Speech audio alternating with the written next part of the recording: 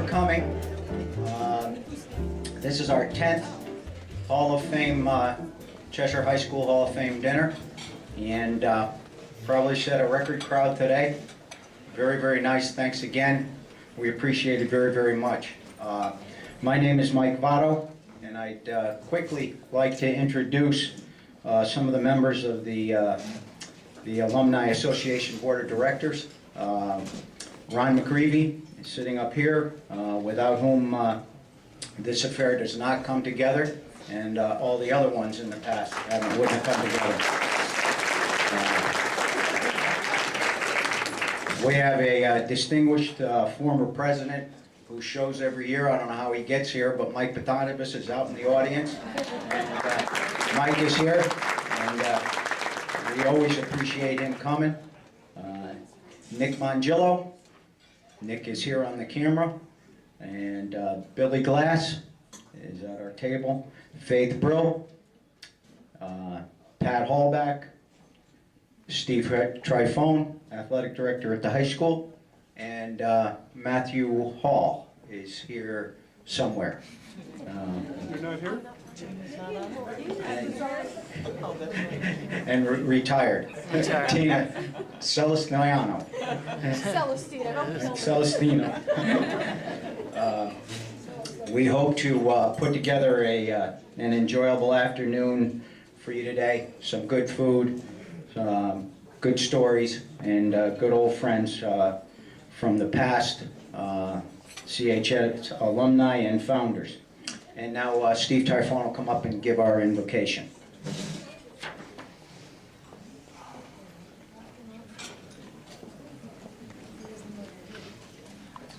Thank you, Michael. Welcome, everybody, and happy Thanksgiving. What a great season, Thanksgiving. Time for us to come together and to give thanks to so many things.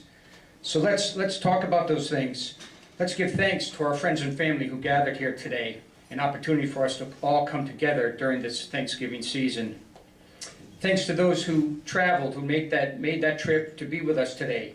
Those of you who traveled from far distances, and we also give thanks and prayers that your journey home is a safe one. We'd like to give sincere thanks to our inductees, those people that had the faith, courage, and the dedication to make CHS a better place, and not only Cheshire High School, but the Cheshire community a better place for all of us who live in Cheshire to be part of. And most of all, we'd like to be thankful for the meal we're all about to receive. Amen. Going to receive a plaque, but initially we submit their picture, and an artist actually draws their picture, and then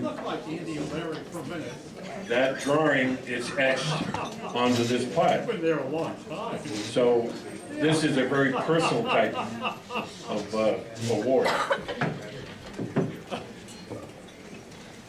And I just lost my... Okay, I got the words back.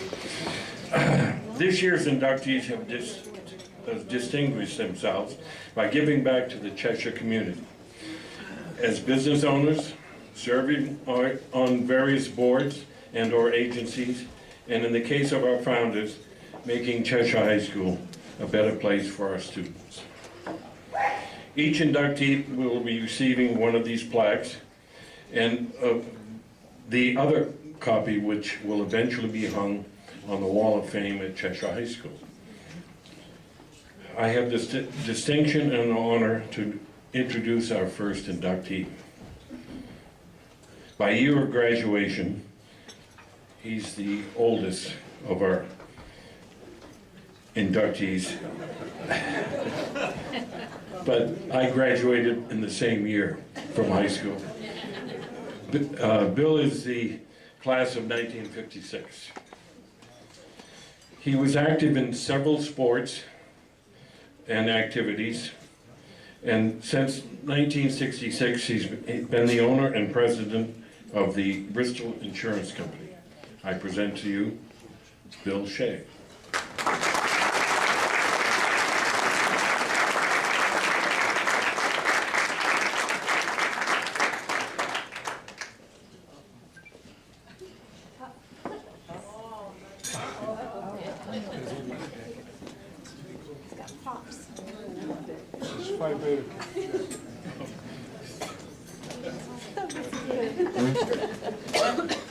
I see you wear it.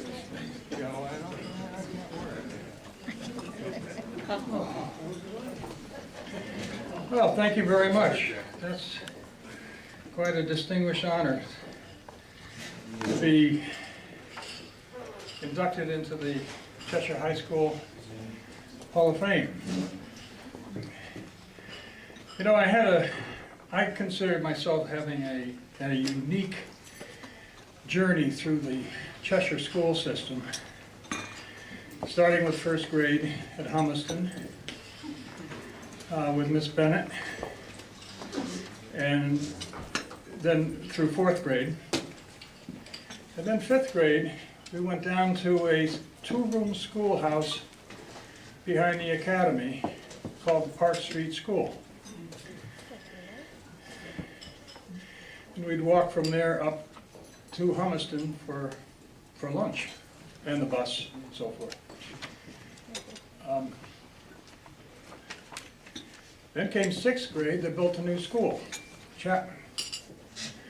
So I was privileged to be one of the first to go to Chapman as a new school. Seventh and eighth grade, we went back to Humiston, and in 12th grade, we had double session.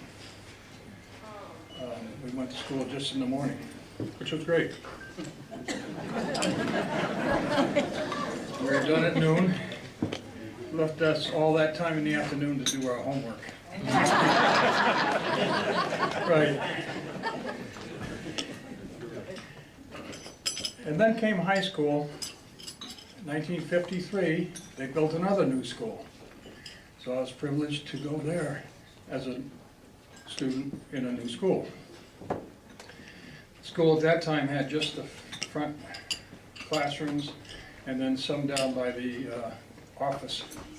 And every year they add on more and more. By the time I graduated, there were 2 quadrangles there.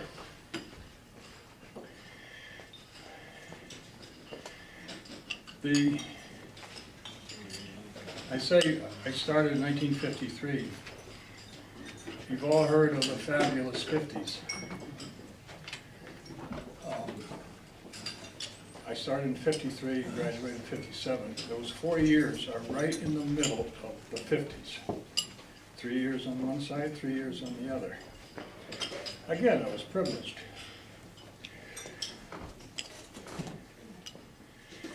Oh, I gotta get my notes.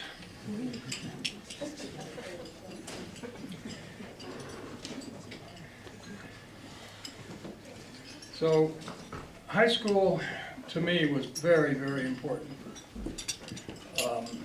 With the friends that I still have, and above all, it was an era of music. There were, I don't know how many new singers that came on the scene, and groups of singers. But one thing about the music was that you could understand the words, such as "a-day-a-ding-dong, shaboom-ba-dong, ba-do-ba-do-ba-dale." Did you get shaboom out of that? Down the south end of town, we had the Willows. That was a local hangout for the students. Usually Friday, Saturday night, we were down there. Of course, during the week, we were studying.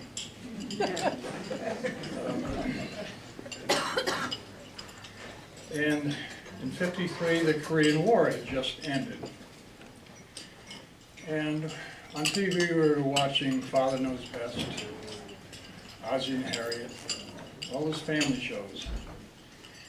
And I think at that time, that's the way we wanted to be, just like those shows.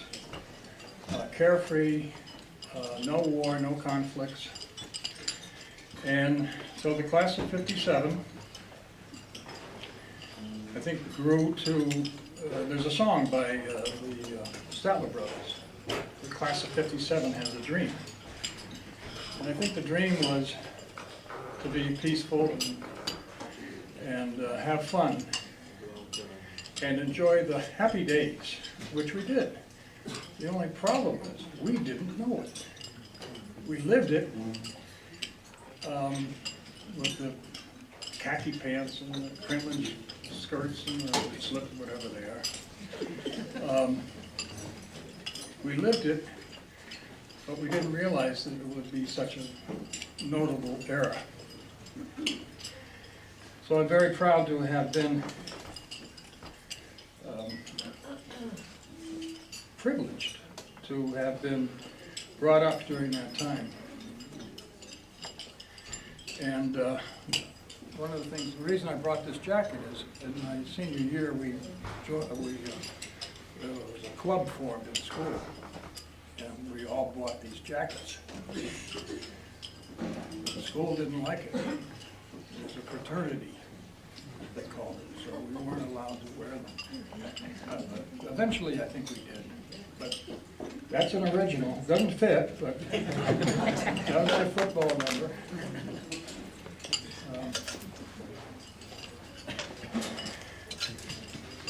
But all through school, I managed to get through to the next grade, but my report card always said, Billy can do better. And then when I got in the older upper classes, Bill could do better. So it came time to go to college, and I wasn't recommended as college material, so I went in the service, Air Force, for 4 years. I think 2 years would have been enough.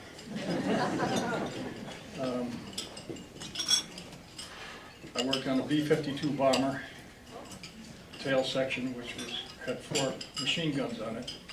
And there's no job outside that has an opening for a turret mechanic.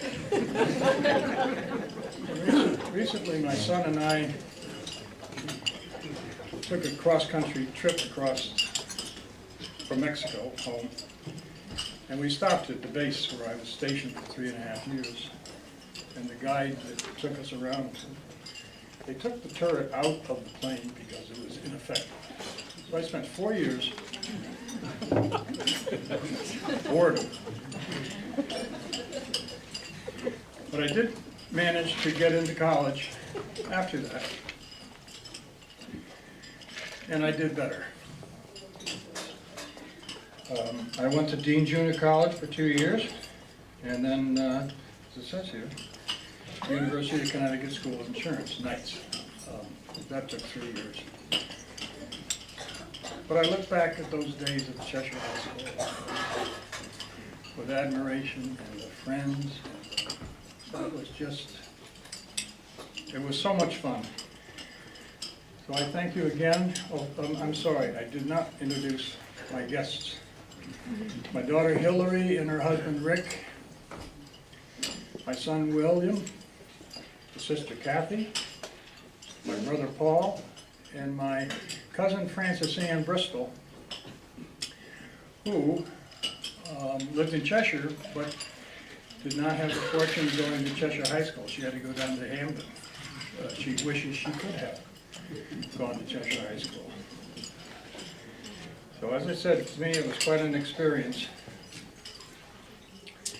Oh, one other thing we did in 1953 was we had a survey, and we elected or chose the colors and the mascot for the school: scarlet and red, scarlet and white, and the Rams, which is, you know, still there today. They sent around a paper you checked off. So that was fun. So again, I want to thank you for this award again, and it's really nice to know that I'm still at the high school.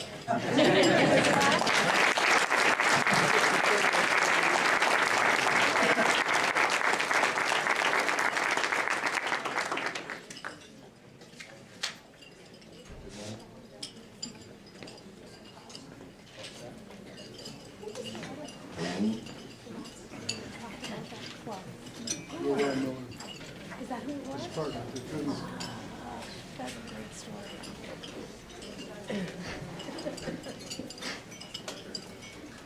David, isn't it nice to know that you're second and we're going from the oldest?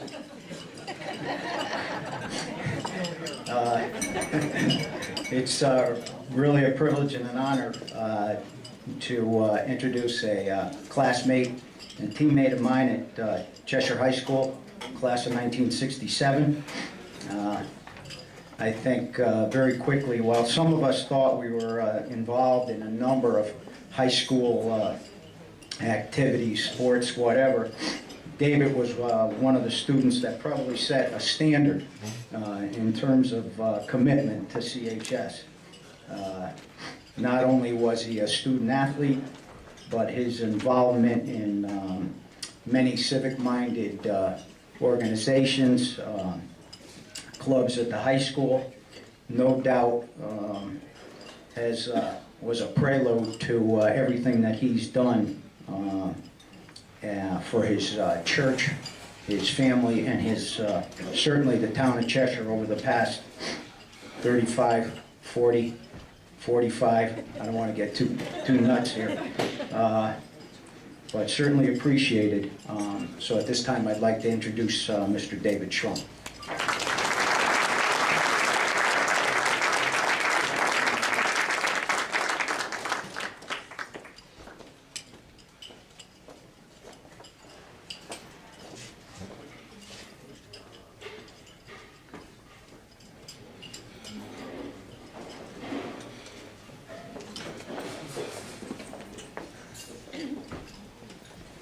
Thank you, Mike.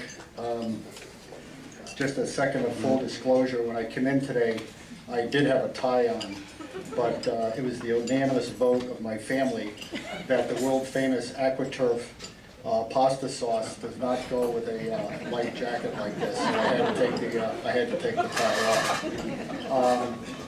It's the season of giving thanks, and first I wish to thank the Alumni Association for this unexpected but much appreciated award.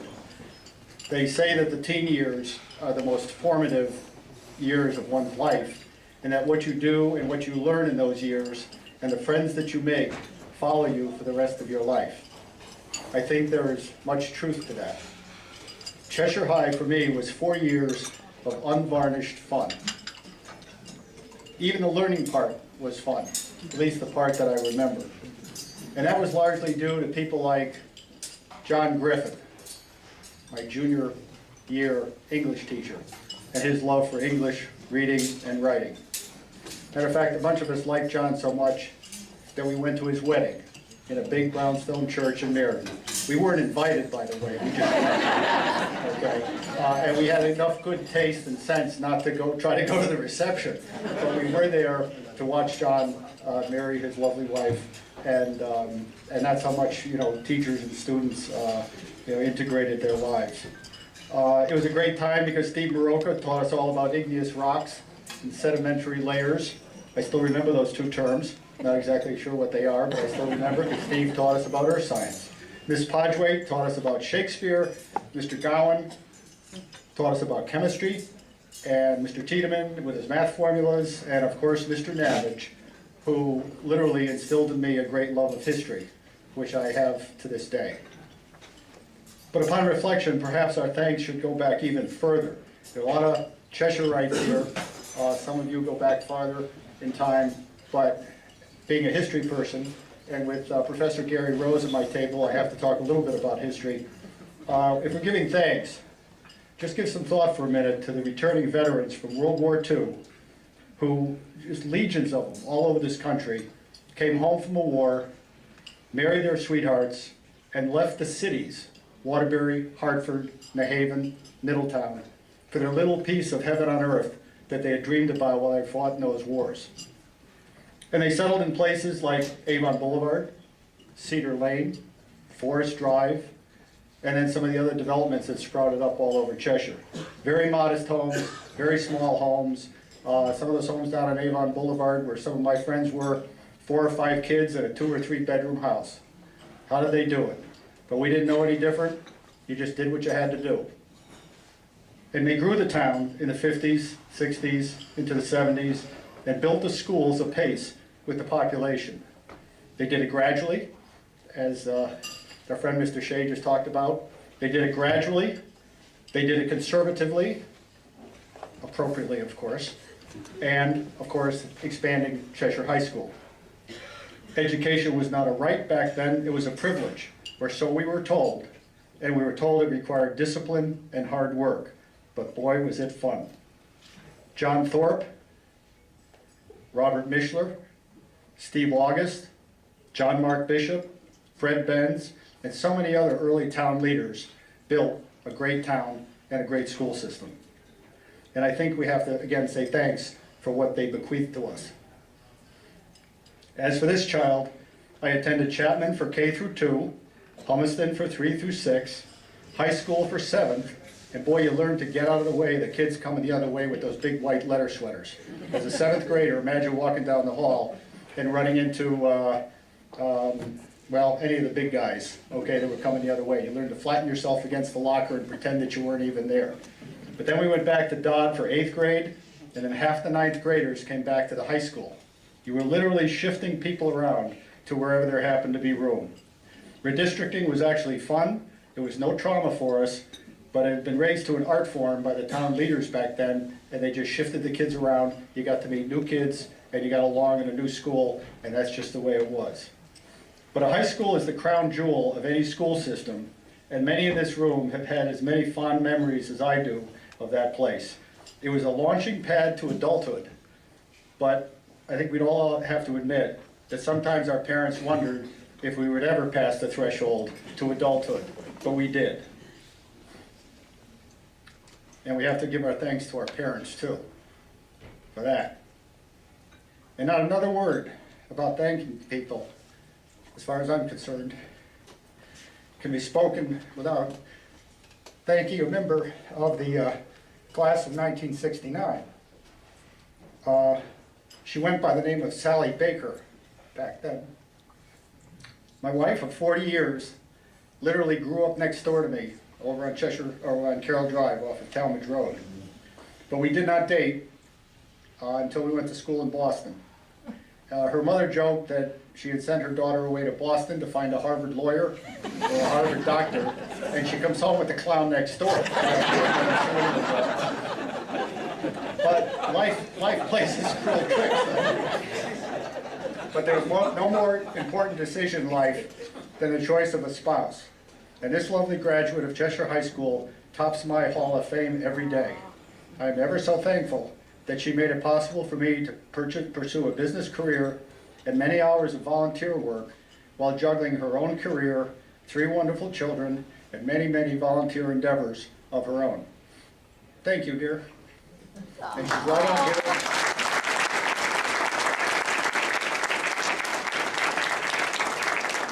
And my 3 children are there. Jeff, class of, let me think if I judge, 99. Katie, class of 2001. Rebecca, class of 1995. And her husband, Frank. And my brother, Jonathan, is there too. He was class of, I forgot Jonathan, where were you? 79, okay. I don't know. I really don't know why I got so involved in so many things at Cheshire High School. Maybe it was a way to get dates. I don't know. It was just to meet people.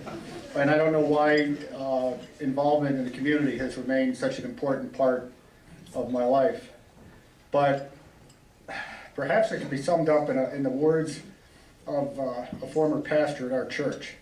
And he basically said, "You are put on earth to serve, not to be served." And that's about as simple as it can get. But one more round of thanks, and that is to you folks in this room. I've had the privilege of watching the town, the workings of the town of Cheshire, from the age of 5 years old, and I've had many unique vantage points to watch the town of Cheshire evolve.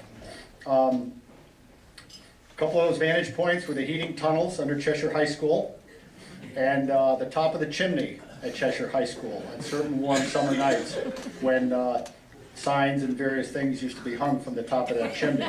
When you think about it, it's okay to mention that now because I've been assured that the statute of limitations for trespassing has run out, and I can talk about those things. But you did all kinds of goofy things when you were little. or young, and those were some of them. But Cheshire works because of the employees and the volunteers like you in the service clubs, the band sports associations, booster clubs, schools, this very alumni association, religious organizations, and local government.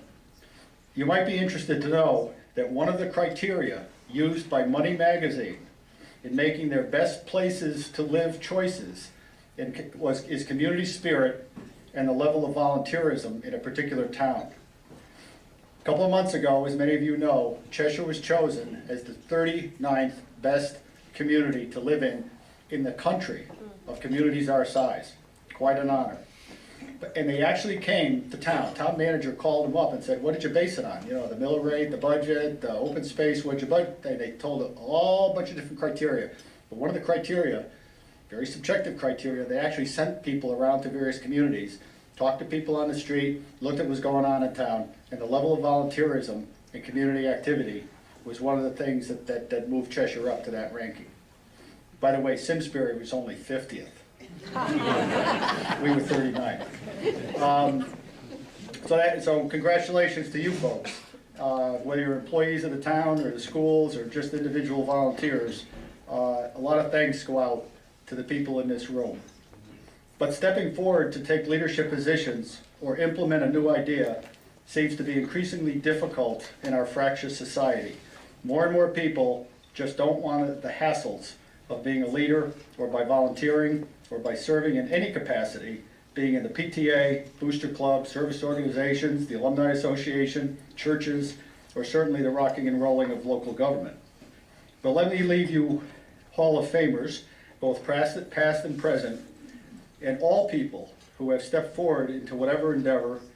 One of the famous quotations from President Theodore Roosevelt in 1910 at the Sorbonne in Paris. Now, TR, for those of you that know your history, was one hell of a guy. He was into all kinds of things. He was just a bull moose, knock the door down, and just get stuff done. And particularly for the young people in the room, this is a great quote. Many of you have already lived these words in the efforts that you've made on the community's behalf. But some of you may still be holding back and not stepping out into the community or your place of work to strive to do your best or to try something different. A new career, maybe even a new place to live. But this is what TR said. It is not the critic who counts, not those who point out how others stumble, or where the doer of deeds could have done them better. The credit belongs to those who are actually in the arena, those whose faces are marred by dust and sweat and blood, who strive valiantly, who err, who come up short again and again, because there is no effort without error or shortcoming, but who actually strive to do the deeds, who know the great enthusiasms, the great devotions, who spends oneself in a worthy cause, who at best knows in the end the triumph of high achievement, and who at worst, if they fail, at least fail while daring, so that their place shall never be with those cold and timid souls who know neither victory nor defeat. A lot of people in this room have dared greatly. Young people, keep daring greatly. Go out and grab for it. Don't be a cold, timid soul, because life is a lot richer and more rewarding when you're out there mixing it up in the arena. Thank you for the award. Thank you for your service. Have a good day.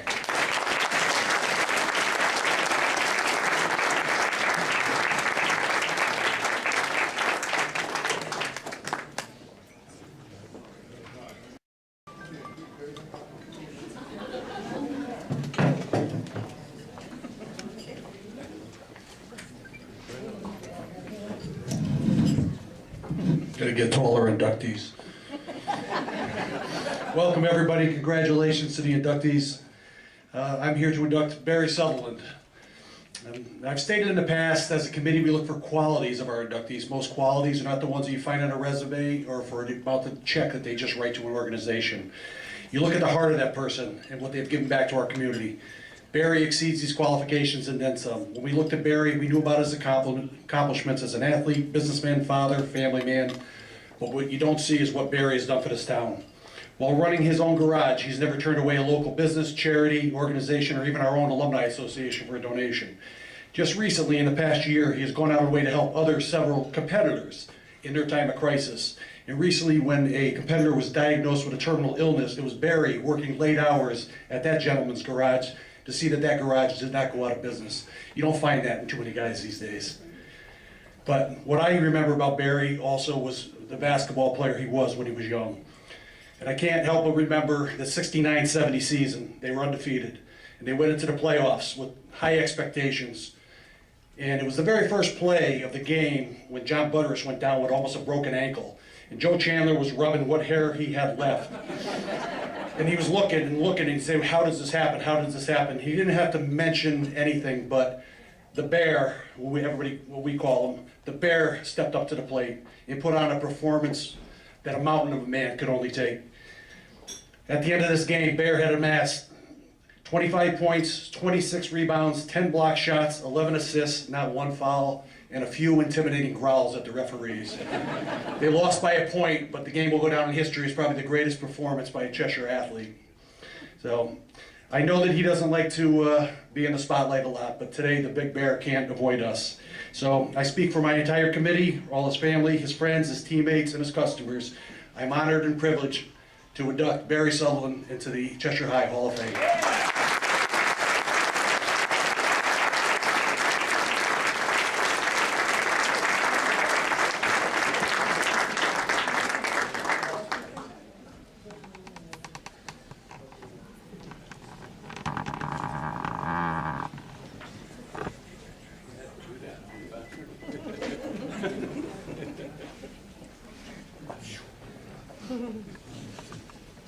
Well, I'm not much for speaking, especially in front of a crowd. But first off, I want to thank the committee, because I didn't expect this in the least. Family back there, I can't do without them. I couldn't do what I've been doing since I've been out of high school. I started at Chapman School, which Bill Shea talked about Chapman. Well, I spent my whole years at Chapman. I lived a rock throw away from Chapman School on Country Club Road. I went to Dodd. Billy mentioned basketball. Yeah, sports was a big part of my life. Played basketball at Dodd for Pete Piccolardi, which there's only a few people around here that know him or knew him.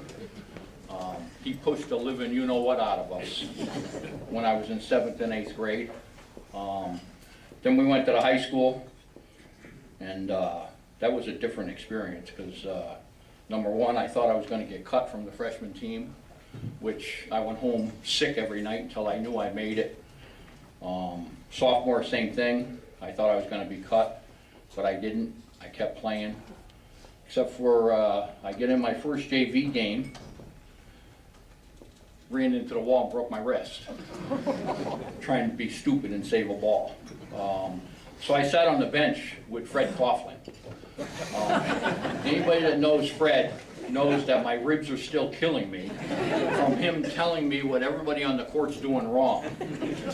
But I sat there for a whole year waiting to get in a game and learning, but I learned a lot from Fred. And I learned all the mistakes that everybody did that were playing before me. And then I played junior year. I started, my senior year I started, we had great athletes. I wasn't a star by no means. We had John Budris at 6'11". I was 6'7". We had Tony Pelcher at 5'9", Stevie Waller at 5'10", and Mark Flanagan at 6'4". We're the starting five. We were a great group with Joe. Joe, you know, we had fun all the time playing. I enjoyed it. I enjoyed the high school because of that. Learned a lot. Had a lot of fun with the teachers, some that are still here. I remember from back then, some that don't want to remember me. Fortunately for me, I wasn't college bound. I went to prep school, didn't stay there long. I wanted to play sports. I played basketball after that for a while. But in high school, I took automotive with Santilli's class. Some teachers still remember him. And fortunately for me, that put me into my occupation. I've owned my own business for 32 years. Automotive repair. Before that, I worked for dealerships, Subaru. I worked on race car teams for a while, and then I wanted to go back to being a street mechanic, helping street people, not race car people. Race car people have money, they're a different breed. I wanted to help people. So that's what I went into with my wife.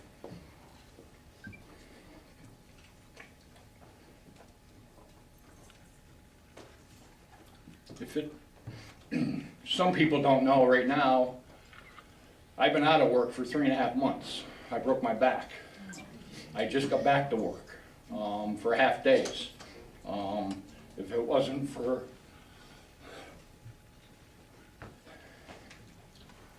my 2 older sons, Brian and Mike, and my wife, they ran my business for 3.5 months while I was out. If it wasn't for them, we would have closed the door. And I got a few things more I gotta say. Some people remember TC Donut Den. That was my brother's, my brother and a partner that owned that, Jerry O'Donnell, who's an alumni. They sponsored and helped a lot of us, probably Billy too, or after Billy. They sponsored a lot of people and helped a lot of people with that, but they helped my class a real lot. I learned how to play basketball, believe it or not, Stevie Waller. Some people remember him from my class. I played in his backyard. That's where I basically learned to play basketball, which got me through the whole high school and the learning. And then I continued playing, after that in adult league, adult softball league. But the years at the high school were some of the best years that I had in my life. I had tons of fun, teachers were good. I wasn't an A student by no means, and they prayed for me to get the heck out of there probably. But we had a lot of fun. I wish I went on to college, but I did not. But I grew in the automotive field by going to different schools and classes, and that's where I learned my occupation. And I must be doing something. We've been there 32 years and we're still going. And hopefully my kids will keep it going. But I want to thank the committee and thank my family. Thank you very much.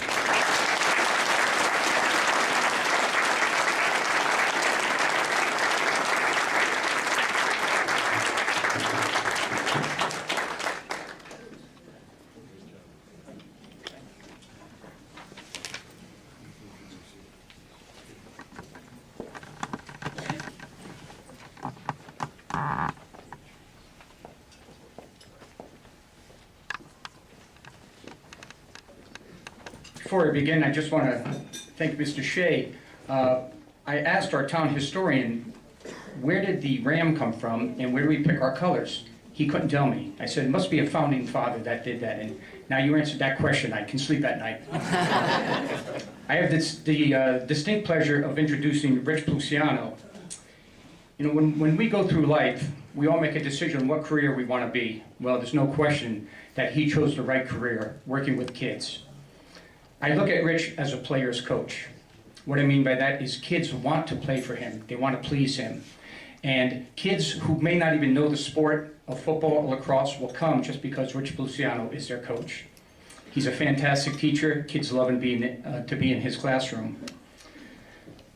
Rich was a great athlete while at Cheshire High School, all-state. One thing that people don't know, and I believe this is true, is that Rich also played ice hockey, at least for a year. Now imagine the opposing player seeing Rich coming at you on skates. That had to be a sight. Rich is a graduate of Springfield College. He's well known up at Springfield. Quick story, when my oldest son was looking at colleges, we looked at Springfield College and we toured it. And while we were touring it, I had a Cheshire Athletics shirt on. So no matter where we went, people would say, hey, you know Rich Pluciano? This is a true story. And I was asking directions, and a security guard said, Cheshire, Pluciano? And it gets even better. We were in a building, and there was a man sweeping the floor, and he says, hey, Pluciano? So that's a true story. So he was well known at Springfield College. He's also well known in Cheshire, as we all know. Some of his nickname, some people call him the Mayor of Cheshire because he knows everybody. He also has a lot of nicknames at the high school. Richie, Ricky, one of the teachers at school calls him Large Marge. Palouse, the Big Papaloose, but most of the kids know him as Coach P. Ladies and gentlemen, from the class of 1988, Rich Luciano.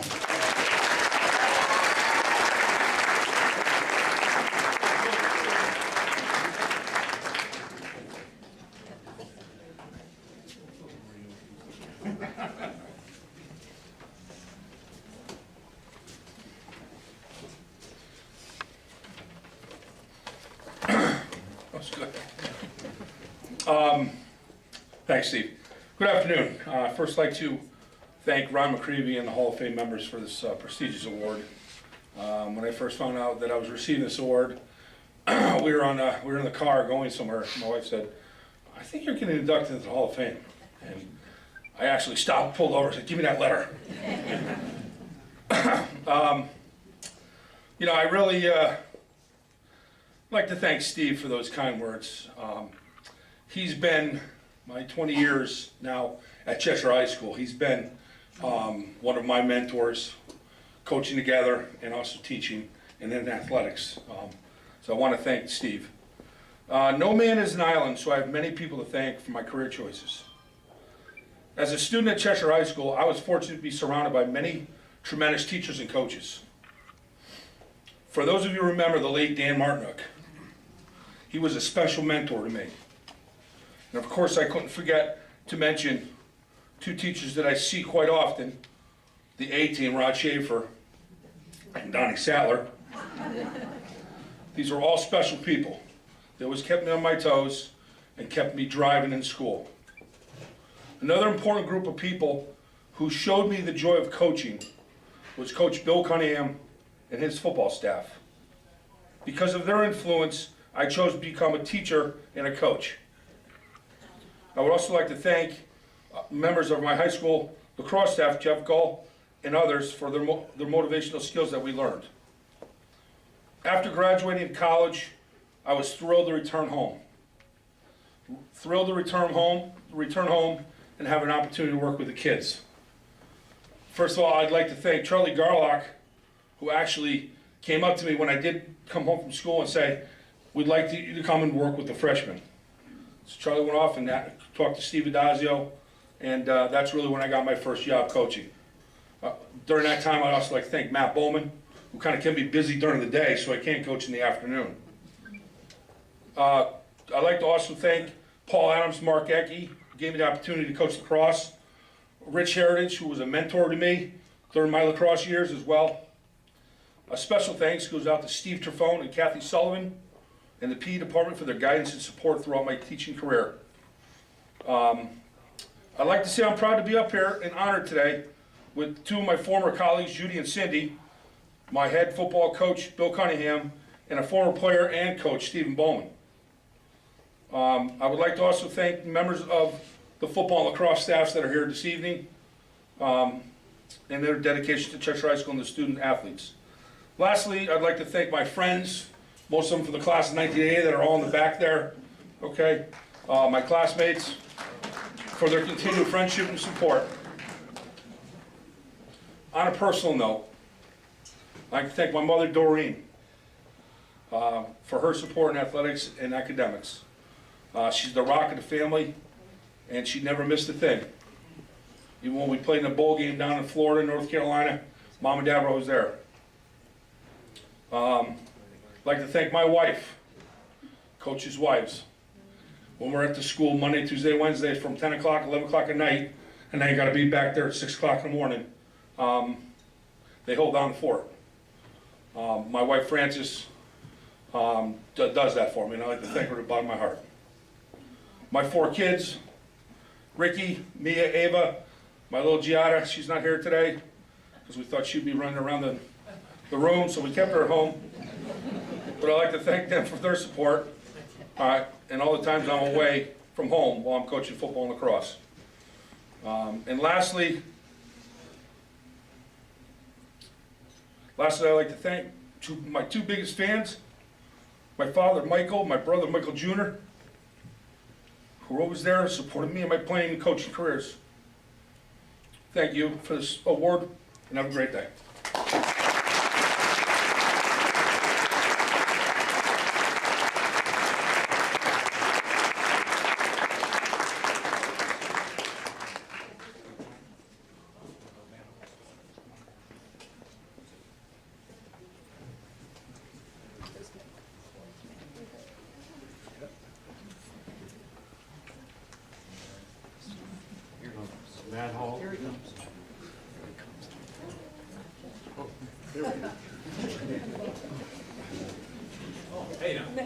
I wasn't in the restroom, I'm just coming up.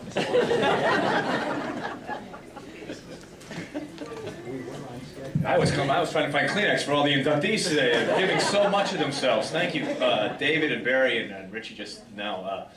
It's brave to come up here and open yourself up so much to thank your family and friends. It means a lot to all of us who are here. So bravo to everyone who has expressed such personal memories to their family and friends.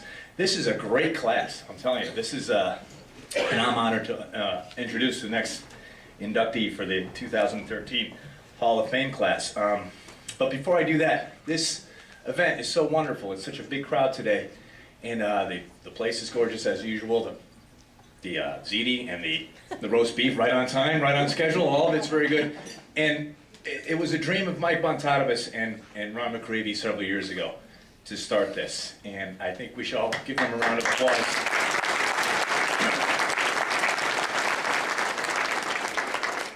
Ron sweats this from what's today?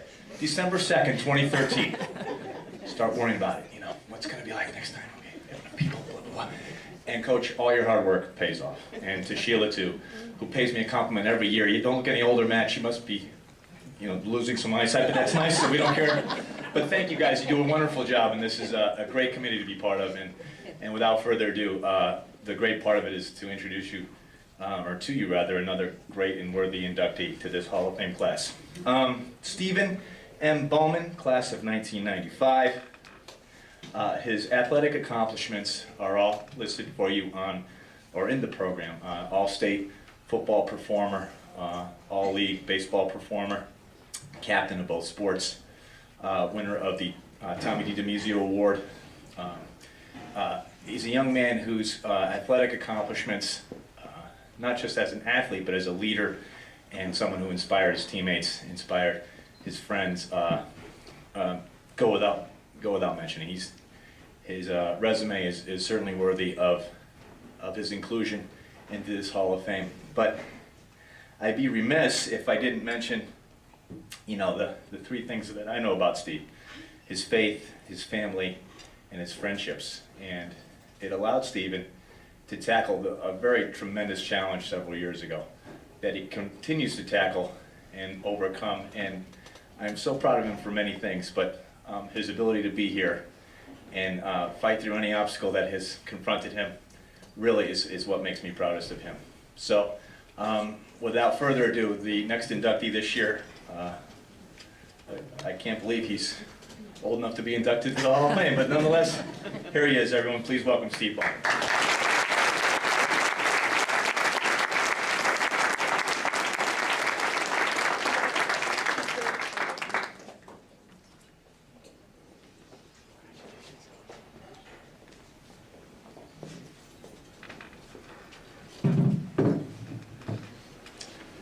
Thank you. Thank you to Mr. McCreevy and the Alumni Board for this great and unexpected honor.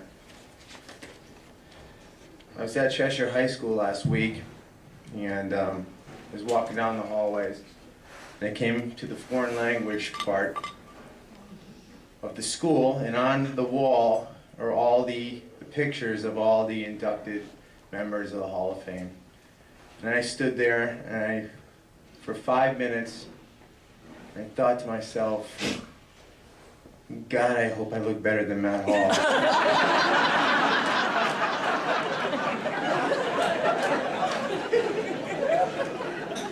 I saw one of my former teachers out there a lot of them actually, but one in particular, Jan Peruccio. I saw her, I took freshman English from her in senior year, and I haven't seen her for 18 years. I took speech with her, so if this one bombs, you could blame her. I just want to thank a few people that really helped me out along the way. It's at Thanksgiving dinner the other night, and speaking to my, I want to call him my uncle-in-law, my Uncle Peter. He asked me how things were going. He said, I know you have to give a speech. How's it going? I said, well, it's going okay, but I'm struggling a little bit with what I'm going to say about my mother. And he said, why are you struggling with your mom? And I said, because I have 30 seconds to thank her, and I can't possibly tell her how much I care about her and how much she means to me and all the things she's done to me in just 30 seconds. And he goes, why didn't you just say that? And I looked at him and I said, I've known you for 10 years, and that's the smartest thing I've ever heard you say. Mom, the Air Jordans, they never made me jump higher. All 19 pairs. The Bo Jacksons, they never made me run faster. You knew that, and you let me have them anyway. You were the shoulder I leaned on, the person I went to make myself feel better about myself, and you never let me down. I love you so much. Thanks.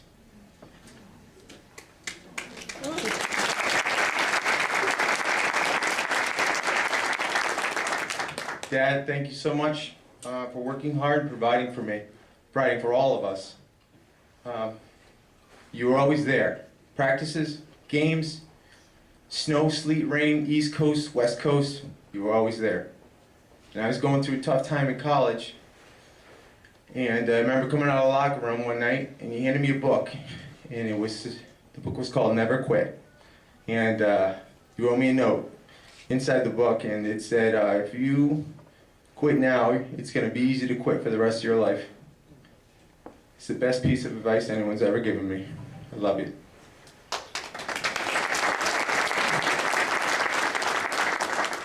Thank you to my wife, Alicia. We've been married for 8.5 years, although it seems like 20.5 sometimes, but 8.5 years. Not a day goes by that I don't thank God we're together. Not only are you a wonderful wife, you're a tremendous mother to our 2 sons, Con and Crew. In 2006, just 1 year after we were married, I leaned on you the most. And you stepped up big time with your positive attitude and your explosive courage, and you got me through the toughest time of my life. At least 20 times a day, sometimes just minutes apart, I'd say, hon, do you think I'm going to be okay? And always, you said, Stephen, you're going to be fine. And I was. I love you. Thanks.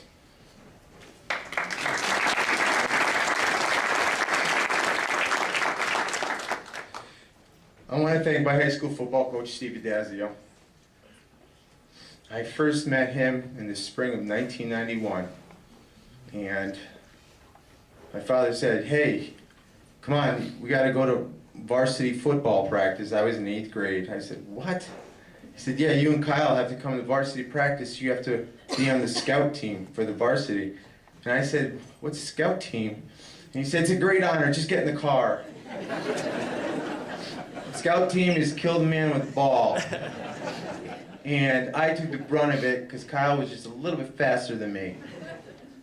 And I remember being the quarterback, fumbled the first snap, and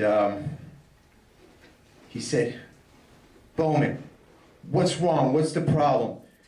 And I shrugged my shoulders and I turned away. Before I got back to the huddle, he grabbed my face mask, he twisted my neck, he pulled me 2 inches from his face and started screaming at me and said, let's get one thing straight from now on. It's yes, sir, and it's no, sir. Do you understand? Meanwhile, spit's flying all over my face. And he must have been chewing some, like, minty gum because my eye was stinging. And I said, yes, sir. And after practice, the senior came up to me and he said 2 things. said, number one, say yes sir or no sir. And number two, don't wipe the spit off your face till he walks away. I went home. I said, Dad, I don't want to play football. And I said, this guy's crazy. Besides my wife, my two children, and I mean this, Steve Dazzi is the best thing that ever happened to me. He taught me how to be physically and mentally tough. He taught me how to be a leader. He taught me respect and discipline. Steve Dazzi got the absolute best out of everyone he came in contact with. The absolute best out of all of his players, and I was no exception. Coach, I love you. Thank you.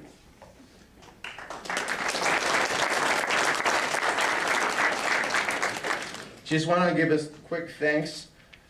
Ed DiPerzio, thank you for bringing competitive baseball to the town of Cheshire. Another coach of mine, Dan McCluskey, a phenomenal baseball coach, and he broke down and taught the fundamentals of baseball to a bunch of 8 and 9-year-old kids. Took us all the way to Hapeville, Georgia, as 9-year-olds to play in the World Series. You know, and a lot of people don't realize this or recognize this, is that we had a pretty good run in the 90s too at Cheshire High School in baseball, and I think we had a winning streak of 30, 35, 36 games going, and 90% of the baseball team at that point played in the Cheshire Mustang program, and they played under Dan McCluskey. He was a phenomenal coach, and he's a great guy. Thank you, Coach McCluskey. Last but not least, and this might sound like the ultimate cliche, but I have to thank God. My grandfather used to say, thank God for small favors. Well, as you already probably know, I have to thank him for a big one. And in 2006, I was diagnosed with a malignant brain tumor. I went through surgery, radiation, chemotherapy, and pretty much everything in between. My family, my family and my friends, my faith and the power of prayer is what saved my life.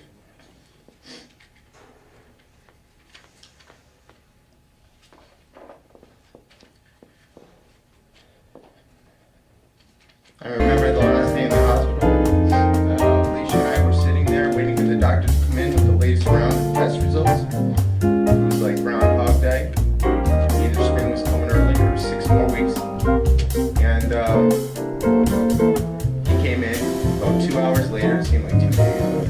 And I'm sitting on the bed, and he sat down next to me, and he crossed his legs, and he said, how you feeling? I said, pretty good, pretty good. And then for the next 5 minutes, he talked about the weather. 5 minutes went by, and I said, hey Doc, did you get the test results there? He said, oh yeah, you're fine. He got up and walked out the room. My grandfather, I called him, our first one.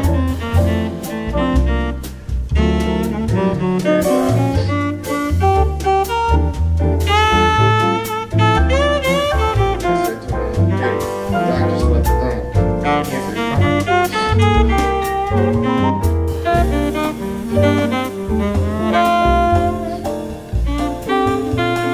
he said, basically,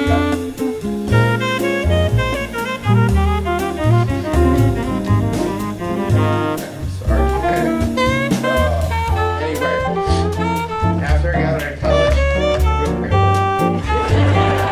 be like this next time. I got out of college, and I felt like it was really good day. I wanted to shake the dust of this crummy old town off my feet, and I wanted to see the world. And then I went to California, and in just 1 year, I was like Judy Garland, clicking my heels and saying, there's no place like home. And I mean that.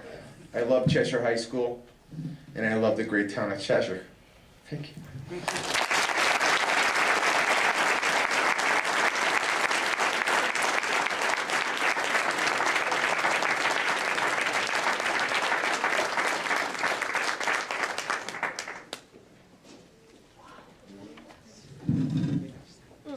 Who knowing him all his life, who knew he was He was that talented on a microphone.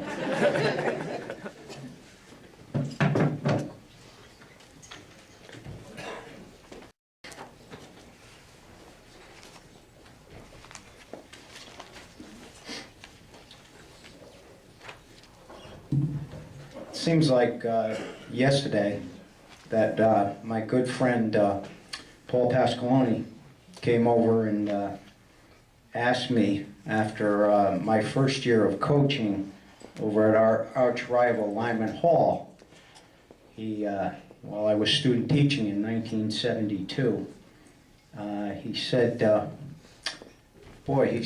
Coach Cunningham would like to talk to you. There's an opening at the high school next year, and he'd love you to come, and your good friend Ralph Cingarella recommended you. And I said, oh boy, this isn't going to happen. So anyway, I met Coach, and after an offer I couldn't refuse of $600, possibly teaching part-time, maybe, I got a chance to come back to the high school for 2 years with Bill and some good friends of mine, and then spent 2 or 3 years being Bill's assistant at Holiday Hill. A good man who's taught many of us life's valuable lessons. He's a good family man, coach, a teacher, and he's been a good friend. And his introduction into our Hall of Fame is well-deserved. Mr. Bill Cunningham.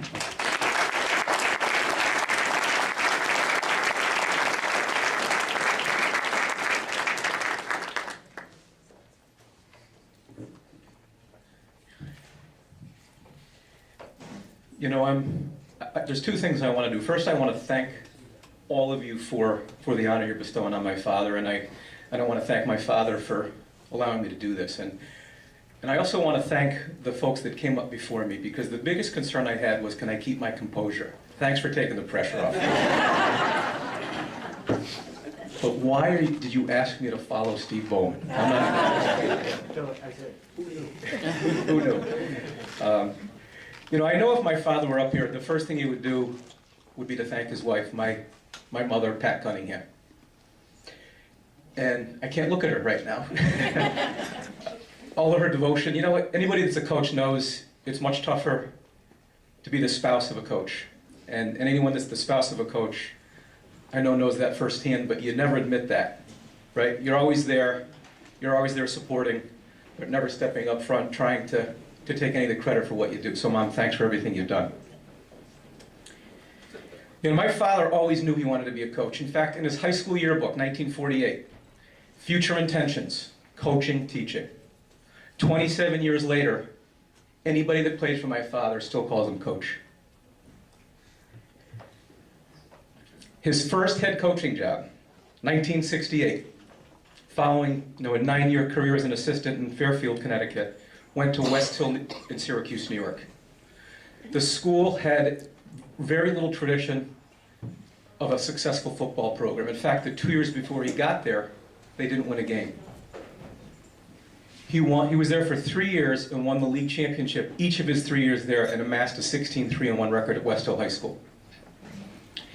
He then wanted to get back to his home state of Connecticut, and the opportunity at Cheshire High School was there for him, and obviously he jumped at the opportunity to get his family back to Connecticut in 1972. And when he got here, the school's 17-year history had 3 winning seasons in its 17 years. My father's first 3 years here, he had winning seasons. In fact, his 3rd year had the most wins in a single season in its first 20-year history. He had impact as soon as he got to Cheshire High School. But the true measure of a great coach, to me, is the impact that you have on your players. The lessons you teach them that they can take with the rest of their lives. And I came into this saying the best way to capture what my father meant was to actually sit and talk to some of his former players. And everyone that I called had the same reaction. Unbelievably honored that I was asking them to speak about their experience with my father. And as I was listening to what they had to say, I said, I think I have a perfect speech. And I'm going to take some time right now and share with you their exact words and their exact experiences with my father. Paul Lenahan. He was the captain of the team in 1972 when my father got here. In your life, you always remember those who have had the greatest influence on you. Coach William Cunningham was one of those people. Not only a great coach, but an exceptional man. I didn't have the run-of-your-mouth childhood. I lost my father when I was 10 years old, and my mother became ill soon after. She eventually died at the beginning of my senior year of high school. During this hard time, I was blessed with a new head football coach. I'll never forget the support and concern Coach Cunningham gave me during those times. Never any pressure, always asking how I was holding up.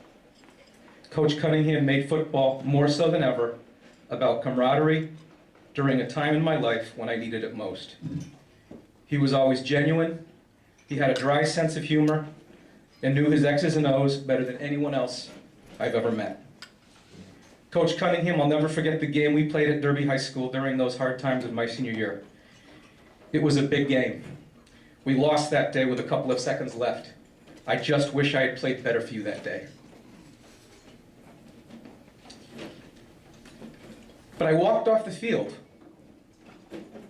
with a big win and life's lessons. Thanks to you, and even though we lost, I gained a tremendous friend. Thank you for everything you've taught me. You're a man I'll always admire. Paul Bowman, captain, 1973.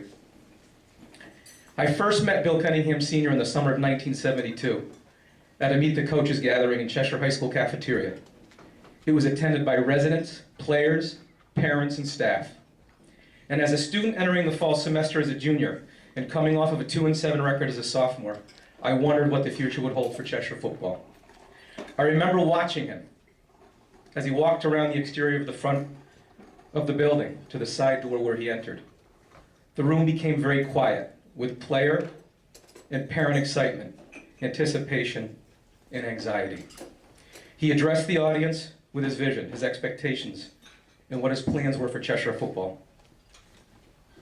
We were told by him to be in shape when practice started, that he would play the best players, that all positions were open, expect to work hard and be successful on and off the field, and if we did all of that, we would win football games. He asked the audience if there was any questions, and I recall one question from a parent asking what his policy was on hair length. Long hair was very fashionable in the 70s, and in particular with several of my teammates. The room became so quiet, you could hear a pin drop.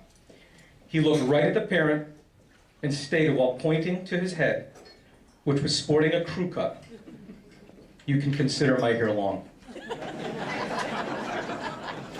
There were no more questions. I became an instant believer in Coach Cunningham. I perceived him as a person of great conviction, in complete control, and having sincere dedication to build the football program. He taught us the value of hard work and dedication, to work together as a team, and to believe in ourselves as football players. And as people, I remember discipline being instilled into the program, with a series of rules which were expected to be followed. I firmly believe that Coach Cunningham set the foundation for and was the precursor and forerunner of the later successes of Cheshire High School football. I'm thrilled he was selected and inducted into the Hall of Fame. Paul Bowman. Kevin Delane. Kevin Delane was the quarterback of the 1982 9-1 Hoosier League Championship team. I'm honored that you called me.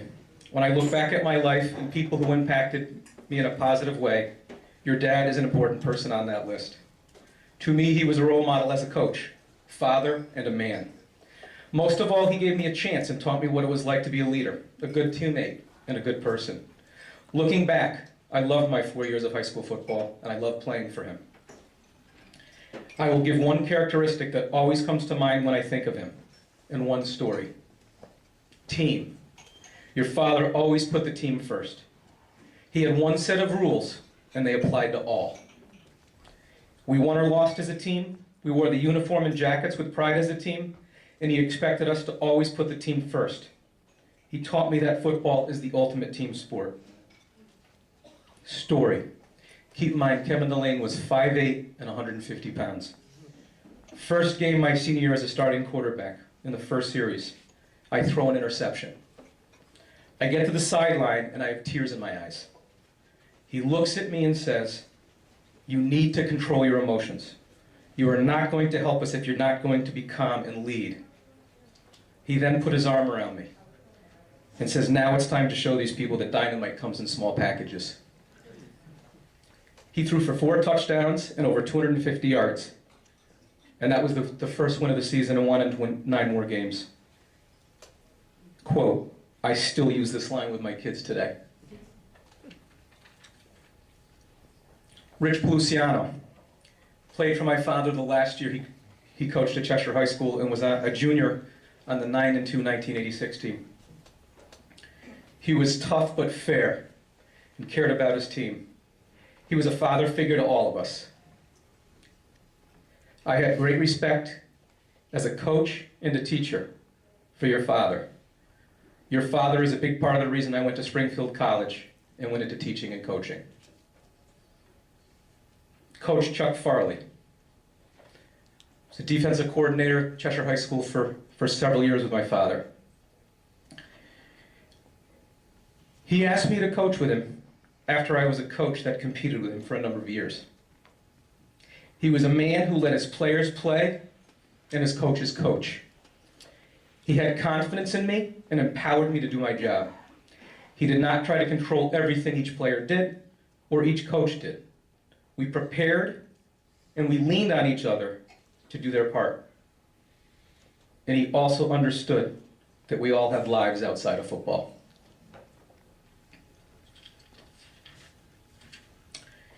My father has always been a man of class, integrity, and values. And in 1982 and in 1983, he was awarded the Coach's Award for Sportsmanship and Leadership on and off the field by the New Haven High School Officials Association, the officials. He was a class act on the sideline. And in 1982, he was named Connecticut Coach of the Year. And I'll always remember a man who created an environment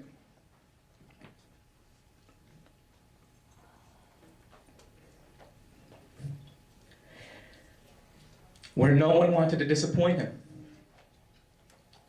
But he never expected anything more from others than he expected in himself.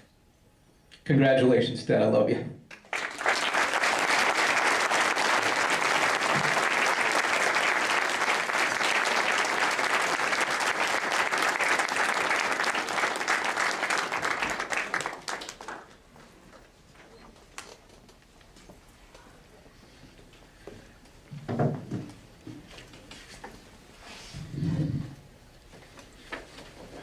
I had the honor to induct Coach Cindy Hitchcock into our Hall of Fame. She also reminded me that she gets to speak after me, so if I say anything. But I have to remind her this is a G program, and Coach McCreevy does have a button, and we're on a 3-second time delay now. So. I met Coach Hitchcock in the spring of 1974 when, back in high school, this is the first time you get introduced to co-ed gym. And we got introduced to a lifetime of friendship and a lifetime adventure from there on. Something stood out from the first time that I met the coach, the way she was with her students. They weren't just her students, they were her children, and her children became her life. In the summer of 1974, tragedy hit Coach Hitchcock, and tragedy hit Cheshire because we did not know if the coach was coming back to coach, be a teacher or whatever. But for her to come back walking through those halls and to start teaching again, and her love for her kids and her students and her family brought her back. It brought her back stronger than ever. She took it upon herself to start coaching in a way that no coach had ever coached before. She brought new innovations to her volleyball teams and to her basketball teams, pushing them to the next level, and sometimes even bringing in male athletes because no one could give her teams a run for their money. She even brought in a professional team to practice against them from New Haven. And she pushed them, and they won 3 state championships in 74, 76 to 77 in volleyball. And that's why that volleyball program is doing what it is today, because of what Coach Hitchcock did 35 years ago, 40 years ago. I then had the pleasure to coach with the coach for basketball for a few years. And I had been playing basketball all my life. I found out very quickly I knew nothing about basketball. I knew nothing about handling students. I knew nothing. And being a police officer, I thought I knew how to handle students. But other than yell, "You're under arrest," or "Get on the ground, maggot," I didn't know a lot. So Coach taught me a lot. And to this day, the life lessons they're in my heart, and they will be there forever. So she knew the game. She was quick to draw up plays. She was quick to draw up things, but kept the game light, kept it fun. And that's why her students, her athletes, to this day, keep in touch with her and they love her. So her record stands for herself. She's in every Hall of Fame in Connecticut and New England. So it's about time we put her in the Cheshire High Hall of Fame. So I'd like to introduce Coach Cindy Hitchcock.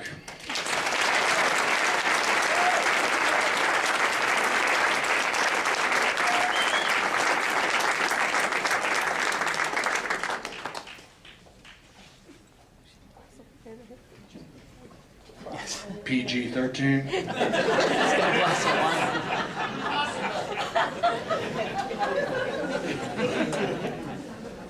Damn, he never asked me to get on the ground.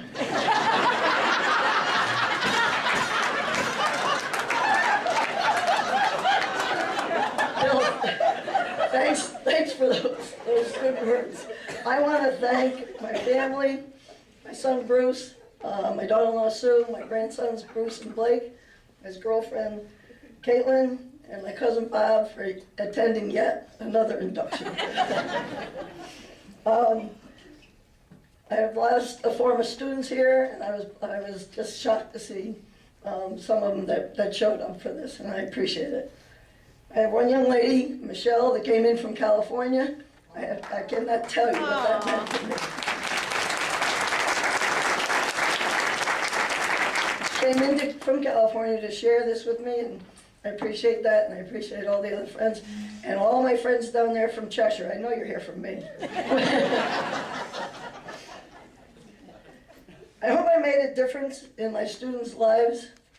I know that they made a difference in mine. It's not the wins and losses that we remember, but the life's lessons we learned. Bill, I thought you read my speech. And the relationships we made along the way. Nobody remembers, well, Bill remembers that we won those, but nobody remembers how many we won, how many we lost. Nobody cares anymore. And by the way, I didn't understand that we were going to go through all your years of high school, but you're lucky because I can't remember. I just want to share, I stole this from somebody, but I just want to share something with you.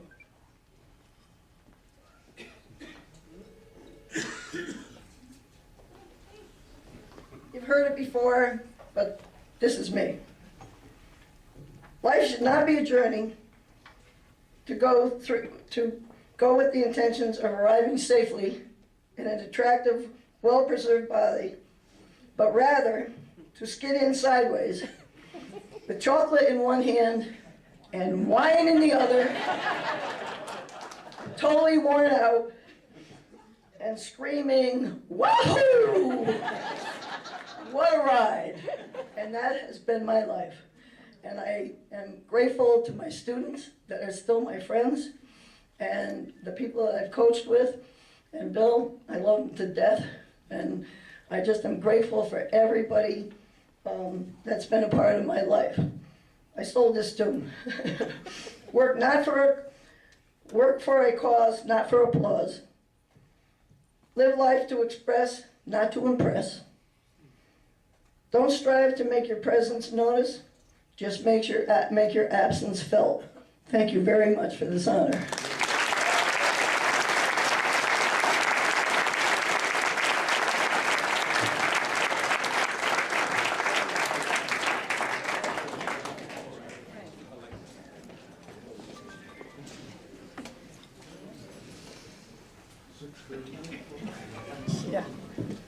Before I get to Judy, my inductee. I just want to mention one thing about the Policiano family.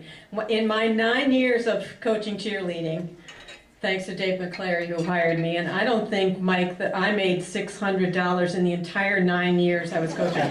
But be that as it may, the only non-cheerleading parents who ever had us to their house, and they had the cheerleaders to their house for dinner as though they didn't have enough to do with Rich being in every single sport. The Policianos would have the cheerleaders over for breakfast, and I remember one year we built our float. Remember when we used to have a parade and a bonfire? We built our float in their driveway, so thank you, Doreen.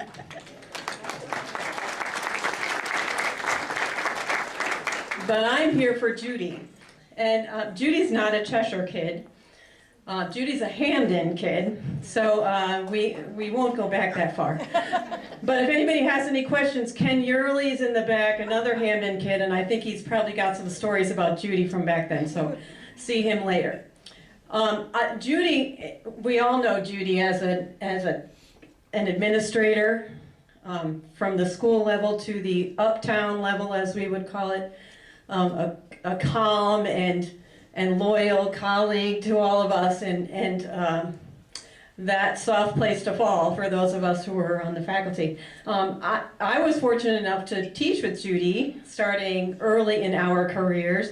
She in the math department, me in the science department. And so Judy was, well, there's plenty of stories, I won't go into them, but she was always in the forefront of technology. Some of you probably had her for math. I know that because she and I both were asked to go, along with Ed Lisk, asked by one of her predecessors, Frank Rost, to go and pick up something, a little thing for which he had written a grant, this brand new contraption called a desktop computer by this little garage company called Apple. And she and I and Ed went to pick up the first Apple computer, I think in the Cheshire school system, Judy, if I'm not mistaken. So we had a lot of fun. We had a lot of fun.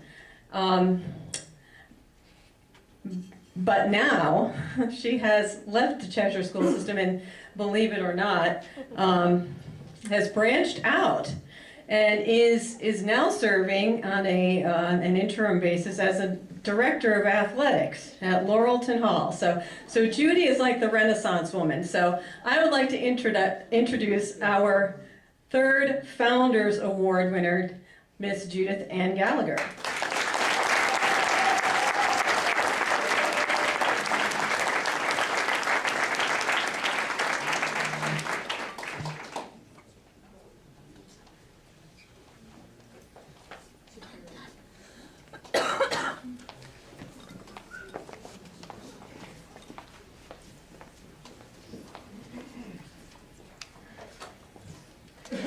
Don't let the folder frighten you. My remarks are very brief, but I had to make the font really big so I could see them, so it's a few pages, but it's really only one page. Thank you, Faith, first of all, for the introduction. Thank you for the honor of being inducted into the Cheshire High School Hall of Fame. It's a privilege to be here with this year's other inductees, Steve, Bill, Cindy, Rich, David, Barry, and William. In Cheshire High School's almost 60 years, many things have changed and many have not. When Cheshire began, it housed 6 grades, 7 through 12, and its building footprint was 1/8 the size that it is today. Its first graduating class had 72 students. Last year, 376 students graduated from Cheshire High School. But what has not changed over many years is what CHS has given and continues to give to its students, and what makes the school so special for so many of its 11,559 graduates.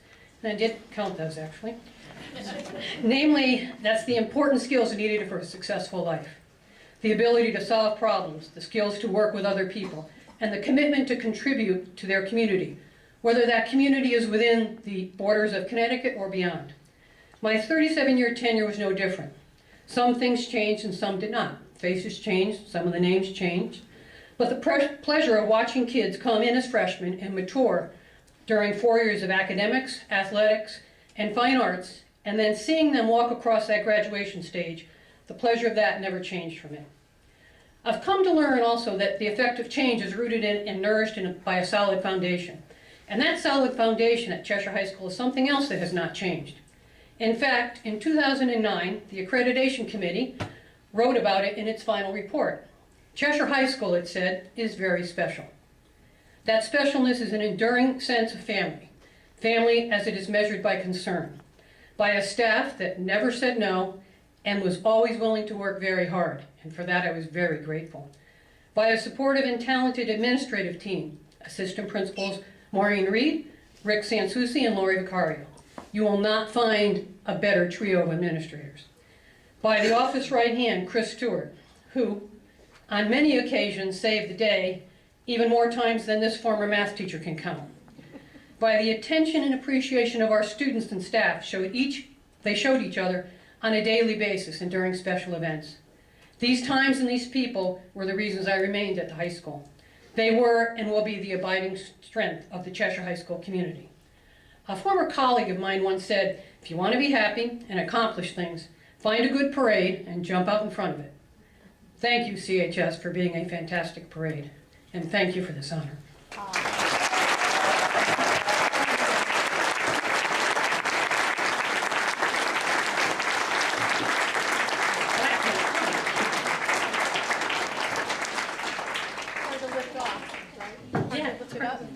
There's like suction under it. Or you glued it. You spilled the wine. Yeah, it was sticky. Okay, we're gonna end this, get you all home at a reasonable time tonight, and just want to say final words. Bye. No. On behalf of our alumni committee, thank you for attending today, and congratulations to all the 2013 inductees. I usually end it with some goofy saying, usually from a Beach Boys song, be true to your school. But honestly, be true to your school, be true to yourself, be true to your friends, be true to your family, okay? Enjoy every day, because you don't know if it's gonna be your last one. You've heard a lot of tragic things up on this podium tonight, and believe me, it can happen to each and every one of us. So if you're thinking of calling an old friend or family member, do it. If you're thinking of emailing somebody, do it, all right? If there's something worth fighting for, fight for it. Enjoy your life. Have fun. Thank you.